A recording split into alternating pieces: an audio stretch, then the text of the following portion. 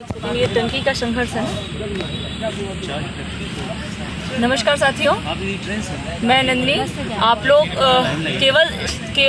केवल शिखा दीदी के आह्वान पे हम लोग यहाँ पे पहुँचे हैं। और जो लोग वास्तव में मानते हैं, जो लोग फ़ोन करते हैं ना कि दीदी आप धरना शुरू करो, हम लोग आएंगे, तो आप लोग किसी भी मुंह से ना अब दोबारा दीदी को फ़ोन मत करिएगा।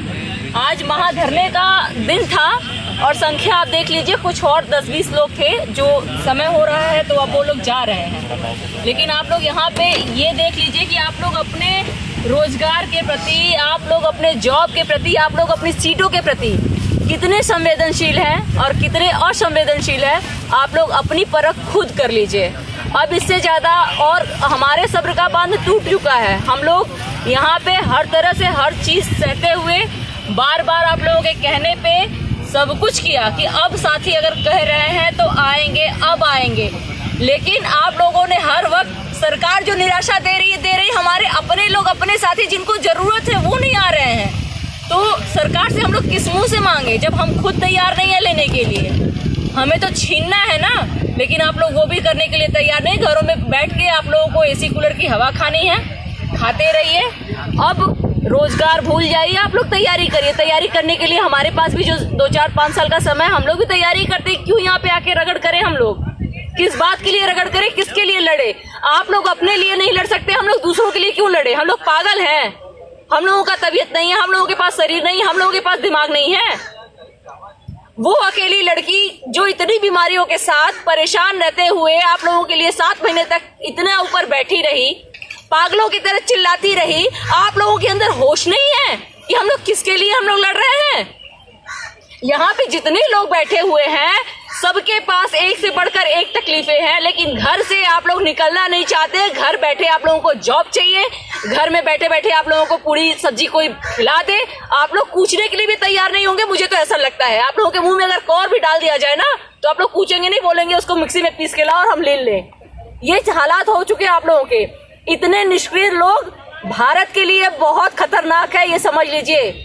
अपने लिए तो बाद में देखिएगा, जो देश का हालात है ना, जिस तरीके से आप लोग ये कर रहे हैं ना, अपने लिए नहीं खड़े हो रहे हैं। आज कल को जब ये मुद्दा इतना और जब गहराता जाएगा, बेरोजगारी ना, जो श्रीलंका बनने में देर नहीं है भारत को, ये समझ लीजिए। 2-4-10 साल और फिर उसके बाद जब तांडव होगा ना, तब आप लोग कहिएगा कि हाय तौबा मत मचाइएगा। क्योंकि हम लोग तो लड़ चुके हैं, हमें पता है कि हमने अपने हक की लड़ाई लड़ी है। लेकिन आप लोग अपने घरों से जब तक नहीं निकलेंगे, दोबारा मुंह उठा के शिखा दीदी को फोन करिएगा ना, विवेक भैया को, कि आप लोग धरना शुरू करिए हम लोग। क्योंकि आप लोगों का मुंह नहीं रह गया है बोलने लायक। यहाँ पे जब आदमी दिन रात मर रहा है, एक बार होता है कि चलो एक डेट तय की गई है कि इस डेट को हम लोग वहाँ धरना रख रहे हैं, उसकी लाश तो बचाने आ जाते हैं आप लोग। जब आप लोगों को नहीं चाहिए तो कोई बात नहीं, हम लोग तो थक ही चुके हैं। अब हम लोगों को उम्मीद आपसे नहीं है। सरकार तो वैसे ही हम लोगों की सुन नहीं रही है। हम लोगों की एक उम्मीद आप लोग थे कि ये संख्या बल बढ़ेगा तो हमारे साथ कुछ हो सकता है। जब आप लोग संख्या देना ही नहीं चाहते हैं तो हम लोग कैसे लड़ेंगे? किसके लिए लड़ेंगे? किसके बल पे लड़ेंगे? और किससे लड़ेंगे? उस सरकार से जो बैठे बिठाओ का नौकरी निकाल के घर से फेंक दे रही है अपने यहाँ से। हम लोगों को तो लेना था, इसके लिए हम लोग लड़े। तो हर तरह से सरकार भी निराश कर रही है, आप लोग भी निराश कर रहे हैं। तो अब आप लोग बैठे रहिए, अब हमसे तो नहीं होगा। बस बाकी जैसे आप लोग तैयारी करते हैं हम लोग भी तैयारी करेंगे। हमारे पास भी रास्ता है, कह के निकलने के लिए तो हर किसी के पास रास्ता है। बाकी आगे की बात, उनका कभी चेहरा देख लिया करो। कोई जो इतना घर पे बैठे ना, कभी उनका चेहरा देख, आप लोग तो कभी देखे नहीं ना सामने से, जो इतना हंस बोल के आप लोगों के सामने कम से कम बता तो देती है क्या यार एक्चुअल न्यूज़ क्या है, हम कर क्या रहे हैं। लेकिन कभी उस लेडी का आंख उठा के देखो ना, उसके अंदर कितना करुणा है, कितना दर्द भरा है, कैसे वो किस परिस्थिति में बैठती हैं। ये सारी चीज़ें आप लोगों को समझ में नहीं आएगी, क्योंकि आप लोग मिले नहीं हो ना, क्योंकि आप लोग घरों से निकले नहीं हो, कभी संघर्ष सड़क का देखा नहीं है। तो आप लोगों को तो हर चीज़ मजाक लगती होगी, हर चीज़ होता होगा कि ये सब ऐसे ही घर से बाहर फालतू में बैठे हैं, मतलब खलिहर पड़े हुए हैं। और हम लोग अपने घर का उर्दी झंगरा में डालने के लिए चले आते हैं। जो घर का भी पैसा है वो उठा के यहाँ पे बर्बाद करने के लिए चले आते हैं।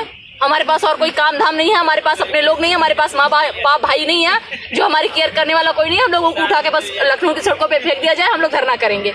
आप लोगों को ये लगता है कि हमारे लिए वो कर रहा है। तो आप लोगों को इतना सूचित जरूर करना चाहेंगे ना कि हमारे पास भी परिवार है, हमारे लोग हमारी केयर भी करते हैं। कोई नहीं अपनी बहन बेटी को धरना करने के लिए और प्रदर्शन करने के लिए भेजना चाहेगा। हाल क्या हो जाता है आप लोग कभी नहीं समझ सकते, क्योंकि आप लोग ना शून्य हो चुके हो। आप लोगों की जो इंसानियत अंदर की है ना वो तक खत्म हो चुकी है। अपने लिए जब आप लोग संवेदनशील नहीं हुए तो हमारे लिए क्या होंगे? हम क्यों मदद करें, क्यों चिल्लाते रहते, क्यों अपना गला फाड़ते रहते हैं? तो बहुत बहुत शुक्रिया। जय हिंद। आप लोग अपने अपने घरों में ऐसे ही आराम करते रहिए, अपना भविष्य सुधारते रहिए। कैसे सुधारेंगे वो आप लोग जाने, और अपने साथ साथ आप लोग अपने भारत का भी भविष्य गर्त में डाल रहे हैं। युवा जो सोता है ना वो पूरे भारत का, पूरे देश का भविष्य खोता है। युवाओं का सोना, युवाओं का निष्क्रिय रहना बहुत ज़्यादा घातक है किसी भी देश के विकास के लिए।